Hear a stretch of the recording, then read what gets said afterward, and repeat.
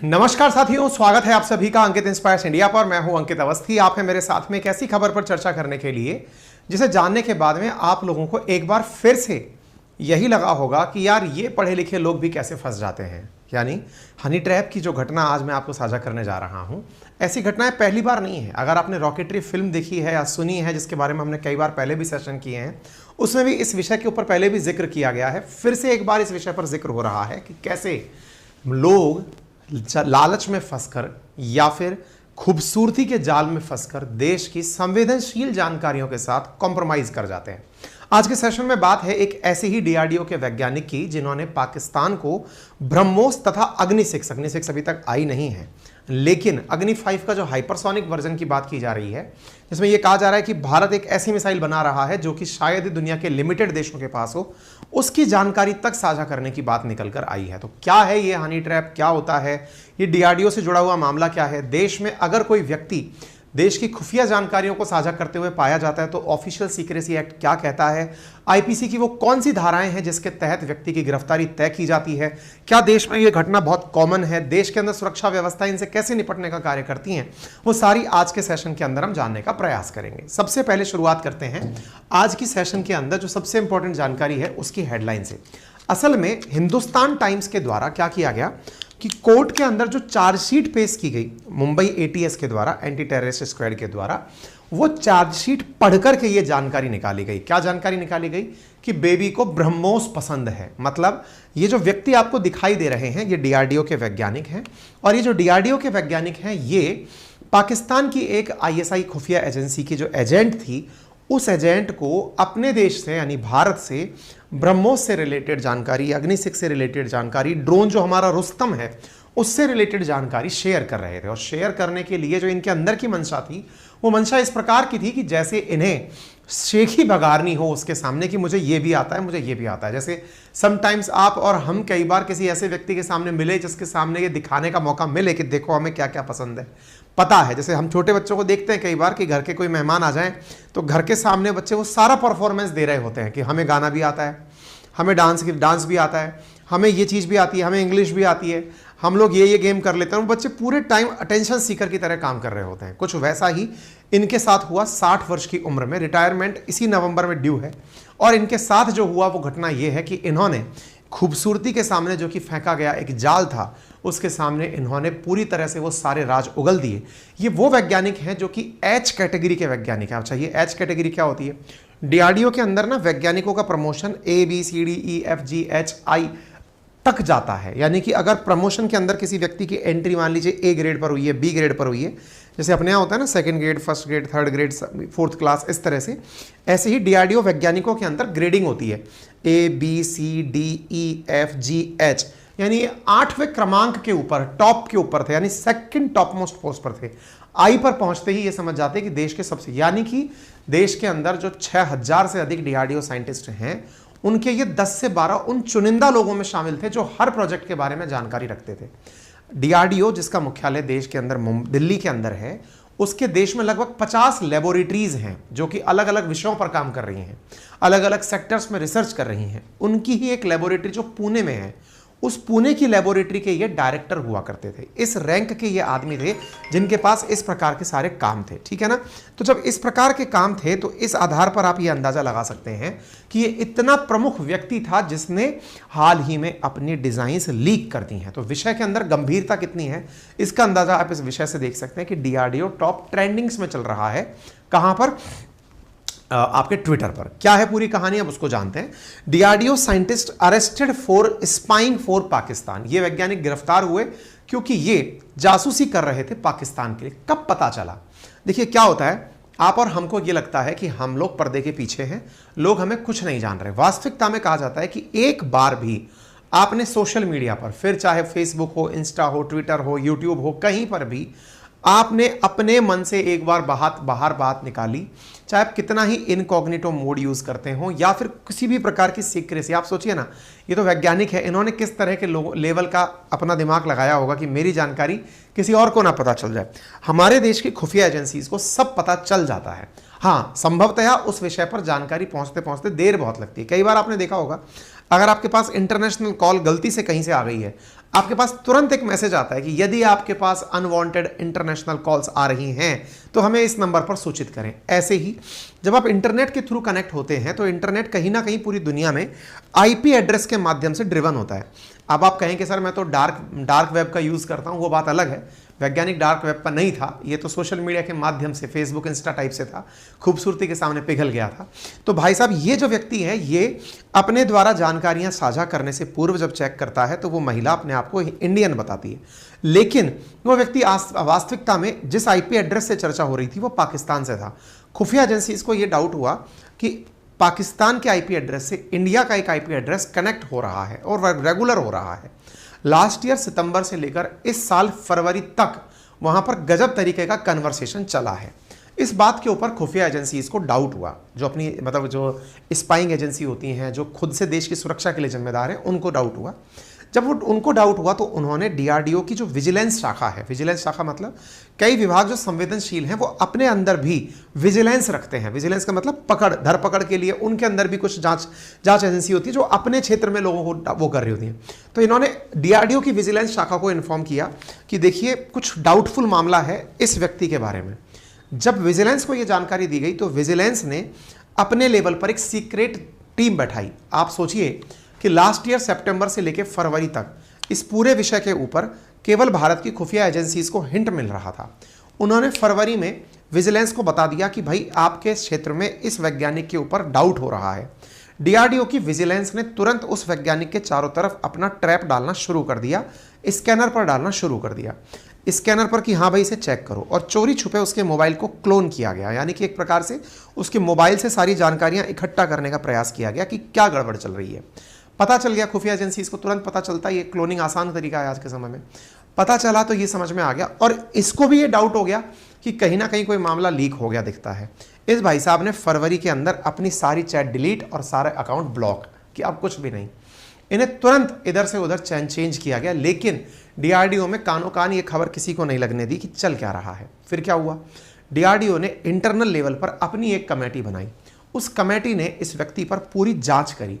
जांच करने के बाद जब यह कंफर्म हो गया कि हाँ ये व्यक्ति दोषी है, इसने कई ऐसी संवेदनशील जानकारियां जो कि जिन संवेदनशील योजनाओं में ये साथ था, डिसीजन मेकिंग में साथ था, ये जानकारियां इस व्यक्ति ने अपने एक दुश्मन को सौंपी हैं। तो ये जानकारी उठा करके जो मुंबई की एटीएस है, एंटी टेररिस्ट का जो स्क्वाड है, उसको सौंपी और ये बताया कि साहब ये व्यक्ति गुनहगार है, आप इसे ले जाइए। फिर जाकर एटीएस आती है और मई 4 को इस व्यक्ति को फिर गिरफ्तार किया जाता है। अब आप सोचकर देखिए, सितंबर 2022 से लेकर फरवरी तक तो ये वैसे रडार पर रहा।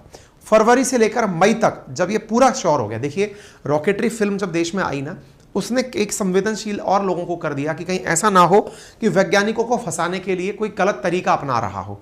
इसलिए बड़ी संवेदनशील तरीके से अगर किसी पर उंगली उठाई जाए तो उसे क्रॉस चेक करना भी जरूरी है। जैसे आप में से कई लोग ये जानते हैं, अंदर से ये फीलिंग रखते हैं कि कोई सरकारी अधिकारी है ये तो करप्ट होगा ही। आपने अगर किसी को ये कहा कि सर ये अधिकारी करप्ट है, सरकारी अधिकारी पर अगर आपने कोई भी लांछन लगाया तो जो हमारे राज्य के अंदर जो एंटी करप्शन ब्यूरो है, एसीबी है, वो आपकी शिकायत पर तुरंत एक्शन नहीं लेगी। वो पहले ये श्योर करेगी कि वाकई में ये व्यक्ति करप्ट है, फिर वो अपने लेवल पर पूरा सिस्टम सेट करती है, ट्रैप करती है, चारों तरफ अपने लोग छोड़ती है। लोग छोड़ने के बाद में वो ये चेक करती है कि हाँ भाई जरा चेक करके पता लगाओ क्या ये व्यक्ति वाकई में करप्ट है। फिर वो अपने लेवल पर एविडेंस के लिए अपना एक आदमी भेजती है कि हाँ भाई उसको जाकर ये पैसे दो, इन पैसों पर रंग लगा हुआ है, रंग जैसे लगे हुए पैसे पकड़ में आएंगे, फिर उसको रंगे हाथ गिरफ्तार किया जाएगा। ऐसे ही इस व्यक्ति को गिरफ्तार करने से पूर्व पहले पूरी बिसात बिछाई गई, तब जाकर के फिर इसकी गिरफ्तारी तय हुई। अब उसके बाद भी ये जानकारी पब्लिक में नहीं आई। अब आप सोच लिए मई चला गया, मई में गिरफ्तार हुई, मई में गिरफ्तार हुआ, ये मई चला गया, जून चला गया, जुलाई चला गया। अब जुलाई के अंदर आप ऑलमोस्ट आधे जुलाई पर खड़े हैं। लगभग 3 महीने के बाद एटीएस के द्वारा अपनी 1837 पेज के आसपास, लगभग 1800 से अधिक पेजेस की चार्जशीट का मतलब इस व्यक्ति ने क्या क्या गुनाह किया है वो सारी कारस्तानी लिख करके कोर्ट में दायर की है। जब कोर्ट में दायर की ना, तब कोर्ट से उस चार्जशीट की जानकारी पब्लिक हो गई, जिसमें चार्जशीट के अंदर इसकी निजी चैट भी शामिल है, जिसमें इस व्यक्ति ने, क्योंकि चैट रिट्रीव हो जाती हैं, आप में से कईयों को लगता है हमने तो चैट डिलीट मार दी अब क्या होगा, सब कुछ वापस से प्राप्त किया जा सकता है, जिन्हें भी ये लगता है। हालांकि आप में से कहीं होगा तो ये लगेगा अभी हम इतने इंपॉर्टेंट हुए नहीं सर कि हम लोग हमारे ऊपर सरकार निगाह रखे, लेकिन आप कब लायक हो जाएंगे आपको भी नहीं पता चलेगा। तो ये एक मैसेज है आपके लिए, इसको तैयारी से समझ कर चलिए, ठीक है। तो ऐसी स्थिति में ये सारी व्यवस्था जब पता चली तो उस पूरी चैट को यहां पर ऐसे क्लेम रखा गया है कि देखिए ये सारी चैट हैं जिसमें इस व्यक्ति ने सारी जानकारियां दी हैं और शेखी बघारते हुए दी हैं। शेखी बघारते हुए मतलब उसको ये अच्छा लग रहा था बताना कि ये काम मैंने किया है, इस स्टैंडर्ड के साथ ये सारी बातें लोगों को बता रहा था, ठीक है। तो उम्मीद है कि अब आपको ये वास्तविकता समझ में आ गई हो, कहां से ये बात निकल कर आई, क्या कहानी हुई। एच कैटेगरी का डीआरडीओ ऑफिसर था, ये इसकी गिरफ्तारी करके ले जाती हुई एटीएस है, जो कि यहां पर सारी जानकारियों के साथ समझ में आई। हमने आपको अग्नि 5 के बारे में पहले बताया भी है, आपको याद होगा 6 महीने पहले ये वही दौर था। आप दिसंबर का समय देख लीजिए, आपको ये दिसंबर का समय याद आ रहा है। और मैंने आपसे क्या कहा था, सितंबर से लेकर के फरवरी के बीच में इस व्यक्ति की चैटिंग चल रही थी, किसके साथ में, पाकिस्तान के साथ में। और वहां पर ये एक महिला के जाल में फंसा हुआ था। जिस समय भारत टेस्टिंग कर रहा था, यह व्यक्ति पाकिस्तान को सूचना दे रहा था कि हां ये मेरा काम है, मैंने ही तो सारा लॉन्चर बनाया है। इस प्रकार की व्यक्ति डींगे हाँक रहा था, ठीक है ना। हालांकि जब इस व्यक्ति से कहा गया कि आपका झूठ सच का टेस्ट किया जाएगा, ये मकर गया कि नहीं सर हमको टेस्ट नहीं करवाना है। मतलब ये सच था कि इसको समझ में आ गया कि मामला गड़बड़ है। नाम था इसका प्रदीप कुरुलकर, जो कि फिलहाल गिरफ्तार हो चुका है। सूत्रों के हवाले से सारी जानकारियां निकल कर आई हैं। अभी तक कोई भी ऑफिशियल स्टेटमेंट कहीं भी निकल कर नहीं आया है। जो भी जानकारी मैंने बताई अनेक मीडिया चैनल्स पर दी हुई जानकारी है, जिनको हमने आपके पास क्रमागत तरीके से पढ़ के सुना दिया। डीआरडीओ ऑफिस जो है वो मुख्यतः तो दिल्ली में स्थित है, लेकिन इसके पास में लगभग देश भर में 50 से अधिक मतलब इसकी ब्रांचेस हैं, जिनमें से ये जो armament research and development establishment है, जिसका नाम पुणे में है, यहां का ये व्यक्ति डायरेक्टर बताया गया है, ठीक है।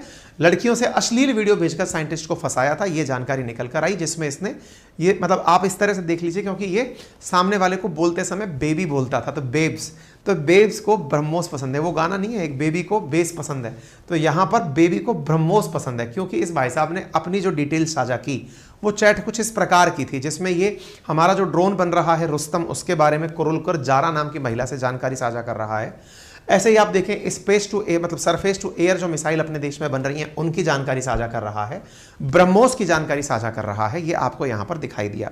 इस प्रकार से क्या ये घटना पहली बार है? जी नहीं, देश में ऐसी घटनाएं और भी देखी गई हैं, जैसे BSF employee honey trapped by Pakistani women agent in Gujarat Bhuj. Recently हुआ है, जुलाई की खबर आप देख रहे हैं, 8 जुलाई की, एक बीएसएफ के एम्प्लॉय को हनी ट्रैप के दौरान पाकिस्तानी महिला के साथ में फिर पकड़ा गया है। देश में ये घटनाएं बड़ी कॉमन है। अब ये सवाल क्या है, हनी ट्रैप होता क्या है?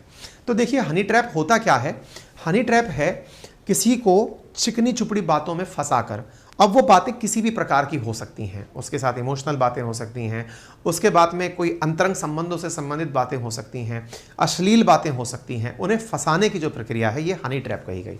हनी ट्रैप का सबसे पहले प्रयोग कहाँ हुआ? तो कहते हैं कि एक किताब थी जिसके अंदर ये सबसे पहले शब्द उपयोग में हुआ था, टिंकर टेलर सोल्जर स्पाई, 1974 की एक किताब है, जिसके अंदर ये शब्द हनी ट्रैप इस्तेमाल किया गया है। उस जगह से ये चीज़ निकाली गई। पाकिस्तान के द्वारा ही ये क्यों किया जाता है? असल में पाकिस्तान का जहाँ सेना का मुख्यालय है रावलपिंडी के अंदर, वहाँ पर एक यूनिवर्सिटी है जिसका नाम है फातिमा जिन्ना वीमेंस यूनिवर्सिटी, महिलाओं की यूनिवर्सिटी। वहाँ पर माना जाता है कि हनी ट्रैप के लिए चुनी हुई महिलाओं को ट्रेनिंग दी जाती है। क्योंकि ये पता कैसे चला? 2019 में पहली बार जब यूनिवर्सिटी की तरफ से सोशल मीडिया स्पेशलिस्ट का एक ऐड जारी किया गया, और उस प्रकार में मतलब इस प्रकार 2019 में तो एडवर्टाइज जारी किया गया, और 1998 में पीएम के द्वारा इसका उद्घाटन किया गया था। अब ये अलग नाम से ही खुलते हैं हमेशा, है ना। तो यूनिवर्सिटी के अंदर महिलाएं पढ़ रही हैं, महिलाओं में भी सोशल मीडिया के लिए महिलाओं को अलग से चयन किया जा रहा है, वहीं से इनका रिक्रूटमेंट होता है। इवन ये सामने वाले को फंसाने के लिए कुछ भी रूप धारण कर सकती हैं। चलिए, जहाँ पे अब तक दुनिया के सबसे प्रसिद्ध और प्रचलित किस्से रहे हैं, अब मैं आपको कुछ जानकारियाँ उनकी देता हूँ, जिनमें से सबसे पुराना जो प्रचलित किस्सा है वो इस महिला का है, जिसका नाम माता हारी है। ये माता हारी के बारे में, इसकी खूबसूरती के बारे में कहा जाता है कि ये व्यक्ति, ये महिला, जिसकी वजह से, जिसके द्वारा हनी ट्रैप में फंसाकर फर्स्ट वर्ल्ड वॉर में जो 1914 से लेकर 1917 के बीच चला था, इस महिला ने खुफिया जानकारियां एक देश से दूसरे देश भेजकर लगभग 50,000 लोगों की मौत का कारण बनी थी। ये महिला, इस महिला को मतलब फाइनली जब पकड़ में आई कि ये 45 साल की उम्र में, लगभग 47 साल की उम्र में पकड़ में आई, जब ये पकड़ में आई तब पता चला कि ये किस प्रकार से ये काम कर रही थी। क्योंकि अभी उसकी कहानी है वो भी बताऊंगा, डिटेल में नहीं बताऊंगा, थोड़ा ब्रीफ में बताऊंगा। पहले में मैं इस पर काम कर चुका हूँ, आपको वीडियो डाल चुका हूँ। इसको सजा दी गई कि इसको खड़ा करके गोलियों से भूना जाए। इस महिला ने किया क्या था, ये क्रॉस एजेंट हो गई थी। पहले फ्रांस की तरफ से नियुक्त किया गया था इसको हिटलर के बारे में जानकारी जुटाने के लिए, क्योंकि फ्रांस और जर्मनी आपस में लड़ रहे थे फर्स्ट वर्ल्ड वॉर के दौरान। तो फ्रांस के द्वारा जर्मनी की गुप्त सूचना प्राप्त करने के लिए इसको नियुक्त किया गया था, लेकिन ये बिक गई। पैसे का लालच इसमें इतना आ गया कि ये जर्मनी के लिए भी सूचनाएं, फ्रांस की सूचनाएं जर्मनी को देना शुरू कर दी, जिसकी वजह से ये सारा खेला बिगड़ा। ठीक है, तो मतलब इसके बारे में कहा जाता है कि ये उस समय बहुत ही प्रचलित केस रहा था, अब तक के सबसे बड़े केसेस में, जिसके ऊपर प्रॉपर तरीके से एक किताब भी लिखी जा चुकी है माता हारी के ऊपर, कि इसने कितना तरीके से, मतलब 50,000 लोगों की जान के लिए दोषी ठहराया गया था। ऐसे ही रूस के द्वारा, जो रूस की खुफिया एजेंसी है जिसका नाम केजीबी है, उसके द्वारा भी प्रॉपर तरीके से मॉजनो गर्ल्स के नाम से मॉजनोज नियुक्त की जाती हैं, जो दुनिया भर के अंदर रशियन गर्ल्स के तरह बन करके देश भर की खुफिया एजेंसी जुटा करके लाती हैं। बहुत सारे देशों के द्वारा, चाहे वो चाइना हो या कोई भी हो, इन सब के द्वारा विभिन्न लेवल पर हनी ट्रैप के लिए महिलाओं को चयन किया जाता है और पकड़ा किया जाता है कि भाई क्या भारत में कभी ऐसा हुआ है। बिल्कुल, भारत के हनी ट्रैप के किस्से पुराने हैं। भारत के द्वारा, भारत में हनी ट्रैप के किस्से CIA, जो अमेरिका की खुफिया एजेंसी, उसके भी पुराने किस्से समझ में आए। पता चला कि पाकिस्तान के, अमेरिका के द्वारा भी ऐसे ही प्रयास भारत के एक रॉ चीफ के खिलाफ किए गए थे। रॉ के चीफ हुआ करते थे, रॉ के चेन्नई डिवीजन के हेड हुआ करते थे उन्नी कृष्णन। जब वो लिट्टे के साथ संवाद में थे, उन्हें भी इसी प्रकार से हनी ट्रैप में फंसा लिया गया था। ये बात आज के परिप्रेक्ष्य में भी देखें, आज तक चली आ रही है। इसरो वैज्ञानिक इससे पहले भी कई बार इस तरह की चीज़ों में फंसे गए हैं। कई इसरो वैज्ञानिकों ने इस प्रकार की कंप्लेंट की है कि उन्हें इस प्रकार से टारगेट किया जा रहा है, जिनमें से एक प्रवीण मौर्य है, जिन्होंने खुद सरकार को, PMO को मैसेज लिखकर कहा कि आप लोग करते कुछ क्यों नहीं है। मुझे इस प्रकार से डराया धमकाया जा रहा है कि अगर मैंने सूचनाएं बाहर नहीं दी तो अंजाम भुगतना पड़ सकता है। ठीक है, तो इस प्रकार से इसरो की खुफिया जानकारी लीक होने का दबाव निरंतर बढ़ता गया। अच्छा, अब हनी ट्रैप के अंदर ये प्रवीण का किस्सा भी हमने पहले कवर किया, रॉकेटरी के ऊपर हमने पहले फिल्म के ऊपर पूरी जानकारी कवर की है। ऐसे बहुत सारे केसेस हैं राजस्थान के अंदर, बॉर्डर एरियाज में ऐसे बहुत सारे केसेस साल भर साल दर्ज होते जाते हैं कि महिलाओं द्वारा चिकनी चुपड़ी बातों में फंसाने के जो मामले हैं वो।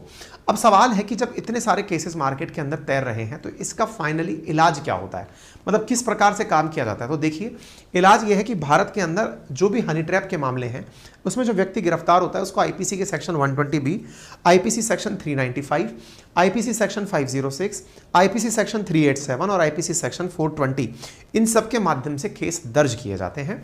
तब जाकर के उस व्यक्ति के ऊपर कई सालों की सजा का मामला तैयार होता है। तो उम्मीद है आप सभी साथियों को ये जानकारी पता चल गई होगी। आपसे केवल मेरे को इतना सा ही कहना है, अगर आप अपने इन अनुभवों को यूज़ करें तो केवल इतना मान लीजिए कि आपको अगर कोई अपनी बातों में उलझाने का प्रयास कर रहा है तो पहले अपने बारे में आत्म अवलोकन करिए कि आप में ऐसा क्या है जिसकी वजह से कोई आपकी तरफ आकर्षित हो रहा है। तो निश्चित ही आप या तो बहुत काबिल पैसे वाले व्यक्ति होंगे, या आप किसी अच्छे पद पर आसीन होंगे, या आप कोई फिल्म सितारे होंगे। अगरवाइज आपके पास में ऐसा क्या है कि कोई व्यक्ति आपकी तरफ खिंचा आ रहा है। अपने बारे में पहले आत्मविश्लेषण करें तो आपको स्वतः ही समझ में आ जाएगा कि हम लोग ऐसे भी सुपरस्टार नहीं हैं कि कोई व्यक्ति हमारी तरफ अपने जीवन के इतने हसीन क्षणों को हमारे साथ बिताएगा। खैर, लालच बुरी बलाएं होती है। फिलहाल के लिए इतना ही। बाकी अभी हमारे लगभग 1/3 जो स्टूडेंट्स जिन्होंने हमसे कंटेंट लिया है, जिनके लिए हमने अपने नोट्स हैंड रिटन तैयार करवाए हैं, उनके पास में मैसेज के माध्यम से अपडेट कर दिया गया है कि उनका डिस्पैच हो गया है ना। 1/3 1/3 जो हमारे डिलीवरीज थी, जिनको हमने बुक्स जो हमारे हैंड रिटन नोट्स की बनाई थी, जिनके ऑर्डर्स अभी नहीं लिए जा रहे हैं, उन ऑर्डर्स को 1/3 ऑर्डर्स का आज डिस्पैच ऑर्डर चला गया है। उनके पास मैसेजेस भी आ गए होंगे। यहाँ से आगे उनको ट्रैकिंग ID भी कल से मिल जाएगी, वो अपने ऑर्डर को ट्रैक कर पाएंगे। आने वाले 3 दिन में सभी ऑर्डर्स हमारे पास से डिस्पैच हो जाएंगे। ठीक है, डे टू डे अपडेट हम आपको देते जा रहे हैं। आपके जो हैंड रिटन नोट्स हमने तैयार करवाए थे RAS प्रतियोगी परीक्षा के लिए, वो आने वाले 5 दिन के भीतर देश के विभिन्न कोनों के अंदर इस प्रकार के अपनी पाठशाला के बॉक्सेस में रखकर पहुंच रहे हैं। ठीक है, तो आपने इतना समय हमें दिया, इतना पेशेंस आपने रखा, उसके लिए बहुत धन्यवाद। ये प्रयास आपको बताने का इसीलिए है क्योंकि आप सबने जिस प्रकार से हमारे साथ बहुत ही समय निकालकर ये सारे काम किए हैं, हम आपको ये आश्वस्त करना चाहते हैं कि हमने भी पूरी शिद्दत से आपके लिए कार्य किया है। इंग्लिश मीडियम वाले विद्यार्थियों के लिए भी नोट्स का काम दिन रात चल रहा है और जल्दी ही उनके भी नोट्स का ऑर्डर और डिलीवरीज जल्दी से ले ली जाएंगी। ठीक है, बाकी अपनी पाठशाला हमारा एप्लीकेशन है जिसके साथ आप कनेक्ट रह सकते हैं। जब भी भविष्य में नए नोट्स अवेलेबल होंगे हम आपको इन्फॉर्म कर देंगे। ठीक है, फिलहाल के लिए इतना ही। अपनी पाठशाला एप्लीकेशन को आप डाउनलोड कर सकते हैं, अपने साथियों से साझा कर सकते हैं। फ्री टेस्ट यहाँ पर उपलब्ध है। हमारे इन्फोग्राफिक्स जो कि प्रतियोगी परीक्षाओं के लिए बहुत महत्वपूर्ण है, एनसीईआरटी की सभी किताबें हमारे एप्लीकेशन पर उपलब्ध हैं। बाकी हमारे सभी सोशल मीडिया हैंडल्स यहाँ उपलब्ध हैं, आप वहाँ पर हमसे कनेक्ट हो सकते हैं। आपका समय शुभ हो। धन्यवाद।